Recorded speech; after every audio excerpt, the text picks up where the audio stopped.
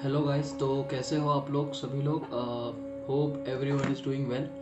तो हमने थंबनेल से आपने देख ही लिया होगा कि ये वाला वीडियो मैं किस लिए शूट कर रहा हूँ। बेसिकली मेरा आज ही आर्ट ऑफ लिविंग का कोर्स कंप्लीट हुआ है। Basically online meditation and breath workshop. So मुझे उसके बारे में थोड़ा फीडबैक आप लोगों से शेयर करना था। तो जैसे कि हम सभी लोग कहीं ना कहीं जानते हैं कि बॉडी मतलब फिजिकल फिटनेस के अलावा भी मेंटल फिटनेस हमारे लिए कितनी इंपॉर्टेंट होती है, हम सभी को पता है। कहीं ना कहीं पर हम लोग उसके लिए कुछ कर नहीं पाते हैं। हम लोग चाहते हैं कि हम लोग मेडिटेशन करें, हमें उसके फ़ायदे पता होते हैं, पर उसके बावजूद भी 90% ऑफ लोग मेडिटेशन नहीं कर पाते हैं। करने बैठते हैं, कोई डिस्टर्बेंस हो जाता है। यूट्यूब पर ढेर वीडियोस अवेलेबल है, बहुत सारी चीज़ें अवेलेबल है। हालांकि करने वाले कर लेते हैं, पर स्टिल हमें कोई नई आदत डालते हैं तो थोड़ा कुछ गाइडेंस मिल जाए किसी चीज़ को लेके तो चीज़ें ईजी हो जाती है। तो मैं भी बहुत टाइम से मतलब कुछ टाइम से मेडिटेशन करने का सोच रहा था, चाह रहा था कि मैं को ये सिखा दें।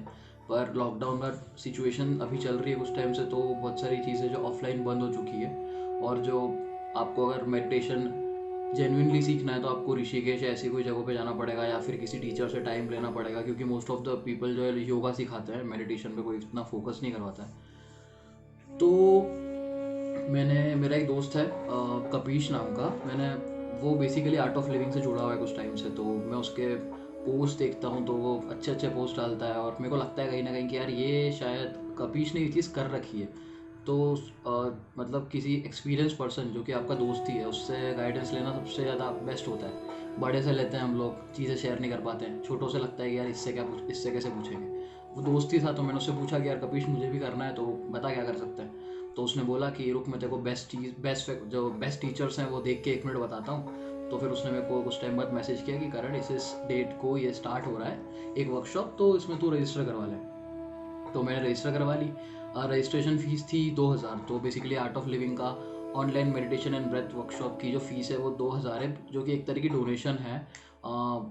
आर्ट ऑफ लिविंग वाले जो गुरुजी है श्री श्री रविशंकर जी, तो वो बहुत सारे अलग अलग उनके चीज़ें जो है, मतलब जैसे कि बच्चों को पढ़ाना। बहुत सारे ऐसे लोग जो गांव के हैं उनको वो पढ़ाते भी हैं। ऐसे ऐसे बच्चे जो उनके फैमिली के पूरे जनरेशन में जो पहली बार स्कूल जा रहे हैं, ऐसे बच्चों को पढ़ाते हैं और बहुत सारे वेलफेयर के काम करते हैं।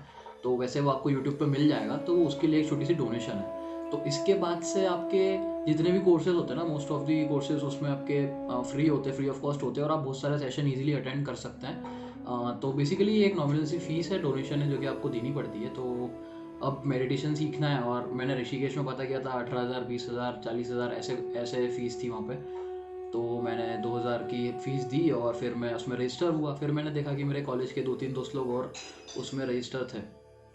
तो ऐसे ही हमने फिर स्टार्ट किया और हमारा ग्रुप बन गया, जिसपे जो कि हमारी टीचर थी जो हमको ट्रेन करने वाली थी, उन्होंने ग्रुप बनाया और उन्होंने बताया कि कल से 6:30 आपका सेशन स्टार्ट है, तो एवरीवन प्लीज़ ज्वाइन। और उसमें प्री रिक्विसाइट्स भी डली थी, जैसे कि ज़्यादा कुछ हैवी, जैसे सुबह कौन ही स्नैक खाता है, तो कुछ प्री रिक्विसाइट नहीं थी। बस एक योगा मैट, एक कॉपी जो कि बेसिकली होमवर्क के लिए रहेगा, और कुछ चीज़ें अगर आपको इंपॉर्टेंट लगती है तो नोट करने के हिसाब से, तो उसके साथ आप रेडी रहें। तो जैसे नेक्स्ट डे हुआ हमारा फर्स्ट डे, तो फर्स्ट डे हमने मैम थी जो हमारी अधिश्री मैम और अभिषेक सर, उनसे इंट्रोडक्शन हुआ और ऐसे ही हमारा सेशन स्टार्ट हुआ। तो फर्स्ट डे मतलब हर दिन का एक एक टॉपिक था। टॉपिक जैसे कि जो कि आपके लाइफ में मतलब हम लोग जो प्रॉब्लम्स फेस करते हैं, जैसे कि किसी की गलती को माफ़ कर देना, काइंड ऑफ ऐसे ऐसे उसमें हर दिन के एक अलग अलग टॉपिक थे। 4 दिन का सेशन था। तो फर्स्ट डे स्टार्ट हुआ। फर्स्ट डे इंट्रोडक्शन हुआ। सब ने अपनी अपनी मैम ने कुछ क्वेश्चंस पूछे थे, उसके सब ने आंसर्स लिखे। फिर वो आंसर से कन्वर्जेशन आगे बढ़ा, जिससे मतलब उन आंसर से हमारी लाइफ की कुछ चीज़ें शो हो रही थी। तो ऐसे करते करते कन्वर्जेशन आगे बढ़ा और फिर ऐसे ही मैम ने थोड़ी चीज़ें हमें बताई, थोड़े सवाल हमने पूछे। अब क्योंकि सबसे इम्पोर्टेंट बात इस सेशन की, मैंने लास्ट टाइम इनर इंजीनियरिंग का सेशन भी अटेंड किया था, जो कि बहुत अच्छा सेशन था।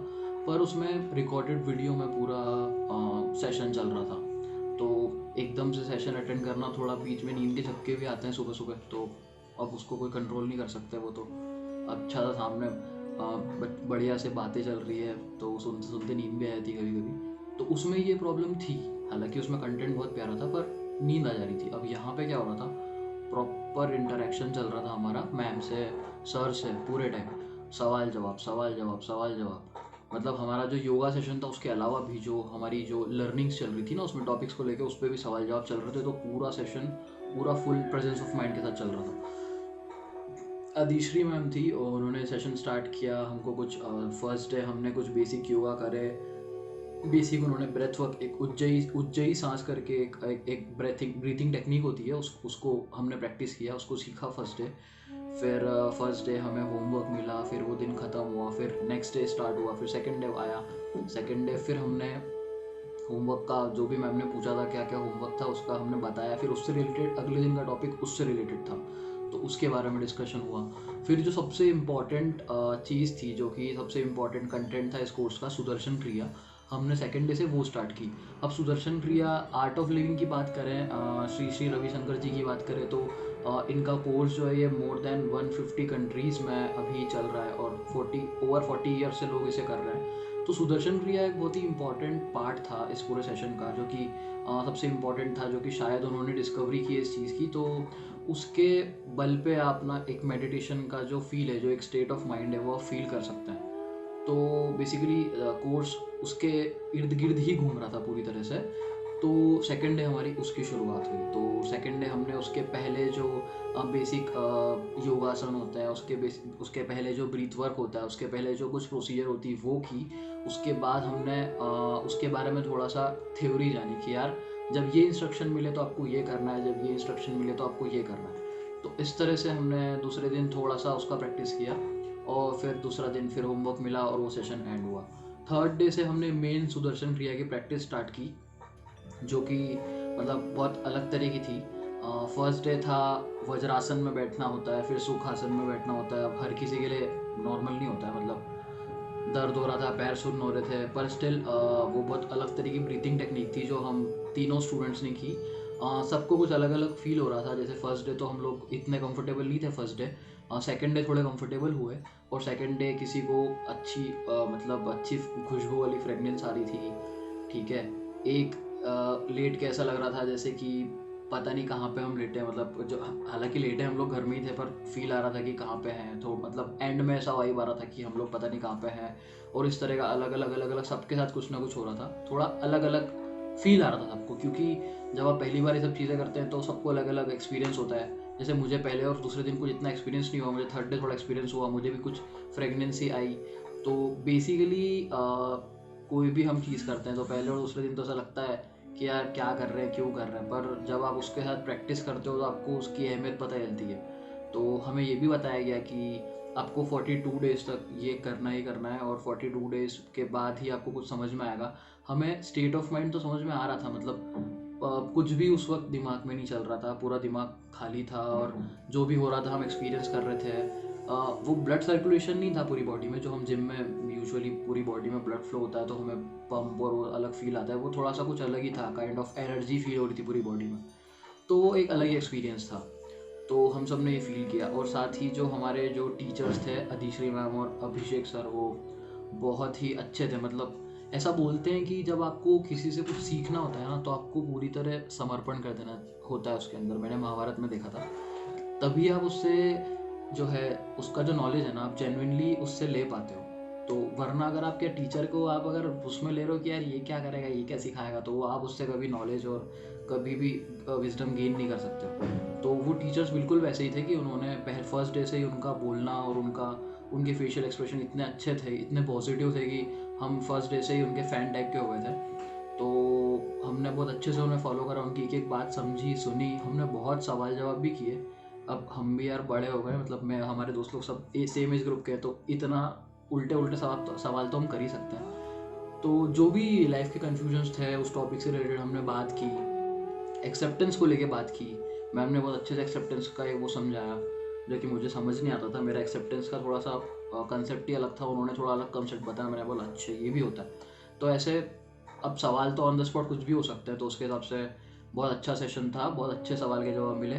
फिर लास्ट डे भी मैम और सर ने बोला कि यार we will be in touch. और सेम डे जैसे आज हमारा लास्ट डे था, सुबह सेशन ख़त्म हो चुका था, स्टिल आज शाम को एक म्यूज़िकल सेशन था जिसमें कुछ भजन और कुछ सर ने और मैम ने कुछ, मैं हालांकि उसको प्रॉपरली अटेंड नहीं कर पाया पर स्टिल मैंने उसका कुछ ग्लिम्स देखा तो मुझे बहुत अच्छा लगा।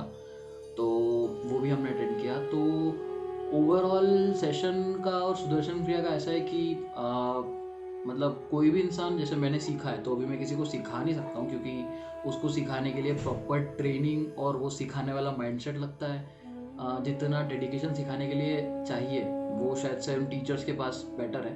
मैं किसी को सिखाऊंगा, मैं पूरे मन से नहीं सिखा पाऊंगा, मैं बोलूँगा अरे यार मेरे को नहीं समझ में आ रहा है, तू गलत कर रहा है, तो वो ना उसके मतलब जो पॉजिटिव इम्पैक्ट्स है वो ख़त्म हो जाएंगे उस बंदे के लिए। तो जिसको भी मेडिटेशन में एंट्री चाहिए या मेडिटेशन सीखना चाहता है, या फिर वो खुद से नहीं सीख पा रहा है, या फिर कोई गुरु की ज़रूरत है, टीचर की ज़रूरत है, तो बिल्कुल बेझिझक इस कोर्स को ज्वाइन कर सकते हो और आप इससे बहुत कुछ सीख सकते हो। क्योंकि मुझे लगता था कि यार ऑनलाइन में चीज़ें पॉसिबल नहीं होगी, पर जब मैंने देखा कि इतना अच्छा खासा इंटरेक्शन हो रहा है तो सेशन बहुत अच्छा था। हमारे पोस्चर को लेके, हमारे ब्रीथिंग टेक्निक को लेके, एक एक चीज़ को लेके जो टीचर थे वो प्रॉपर, 2 टीचर थे और हम 3 स्टूडेंट्स थे, तो प्रॉपर वो लोग ध्यान दे रहे थे एक एक चीज़ पे।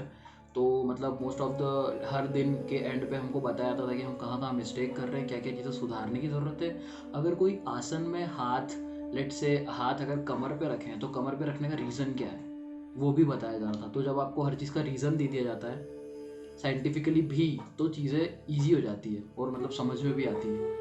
तो मेरा यही सबके लिए यही एक क्या बोलता है एडवाइस है कि जिसको भी मेडिटेशन लाइन में घुसना, मतलब ऐसे तो सबको ही जाना चाहिए, क्योंकि बॉडी हम फिट रख लेते हैं वॉक करके, ये सब कुछ करके, पर शायद मेंटली आज के टाइम में बहुत दिक्कतें चल रही है। जैसे इमोशनल ब्रेकडाउन हो जाता है, मेंटल ब्रेकडाउन हो जाता है, फिर हम लोग इतने मल्टीटास्किंग जीवन में जीते हैं कि कंप्यूटर पे काम करते करते फ़ोन भी चलाते हैं, टीवी भी देखते हैं, दोस्तों से भी बात करते हैं। तो उस टाइम में मेंटली फिट होना और मेंटली स्टेबल होना बहुत ज़रूरी है।